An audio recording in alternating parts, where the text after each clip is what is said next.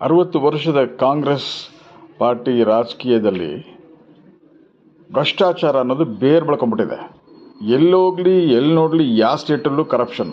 ಅದು ಹೊಸದಲ್ಲ, ಆವಾಗಲಿಂದ ಬಂದಿದ್ದದು. ಆಯ್ತಾ. ಈಗ ನೀಟ್ ಎಕ್ಸಾಮಲ್ಲಿ ಏನು ಪೇಪರ್ ಲೀಕ್ ಆಗಿದೆ, ಕರಪ್ಷನ್ ಆಗಿದೆ, ಗ್ರೇಸ್ ಮಾರ್ಕ್ಸ್ ಕೊಟ್ಟಿದ್ದಾರೆ, ಅದು ಕರಪ್ಷನ್ ಇರ್ಬೋದು ಅಂತೆಲ್ಲ ಹೇಳ್ತಾ ಇದ್ದಾರೆ. ಅದರಿಂದ ನೀಟ್ ಎಕ್ಸಾಮೇ ಕ್ಯಾನ್ಸಲ್ ಮಾಡಿಬಿಡಿ ಅಂತಿದ್ದಾರೆ ಕಾಂಗ್ರೆಸ್ ಪಾರ್ಟಿನವರು. ಡಿ ಕೆ ಶಿವಕುಮಾರ್ ಅವರು ಹೇಳ್ತಿದ್ದಾರೆ, ಸ್ಟೇಟೇ ನಾವು ಕಂಡಕ್ಟ್ ಮಾಡ್ತೀವಿ ಎಕ್ಸಾಮು, ಸೆಂಟ್ರಲ್ ಎಕ್ಸಾಮ್ ಏನಕ್ಕೆ ಅಂತ ಅವ್ರು ಹೇಳ್ತಿದ್ದಾರೆ ಕಮೆಂಟು. ಆಯಿತಾ.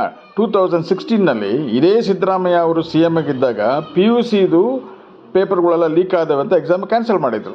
ಆಮೇಲೆ ಮತ್ತು ಸೆಕೆಂಡ್ ಟೈಮ್ ಇಟ್ಟು ಸೆಕೆಂಡ್ ಟೈಮೂ ಯಾವುದೋ ಪೇಪರ್ ಲೀಕ್ ಆಗಿದೆ ಅಂತ ಮತ್ತು ಕ್ಯಾನ್ಸಲ್ ಮಾಡಿ ಮತ್ತು ಬರ್ಸಿದ್ರು.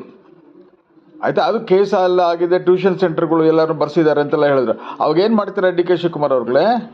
PUCನೇ ಕ್ಯಾನ್ಸಲ್ ಮಾಡಿಬಿಡ್ತೀರಾ? ನಿಮ್ಮ ಸ್ಟೇಟ್ ಹೇಳ್ತಾ ನಡೀತಾ ಇದೆ. PUC ಎಕ್ಸಾಮ್ ಕ್ಯಾನ್ಸಲ್ ಮಾಡಿಬಿಡ್ರಿ, ಎಕ್ಸಾಮ್ ಬರ್ದವ್ರಿಗೆಲ್ಲ ಪಾಸ್ ಅಂದ್ಬಿಡಿ.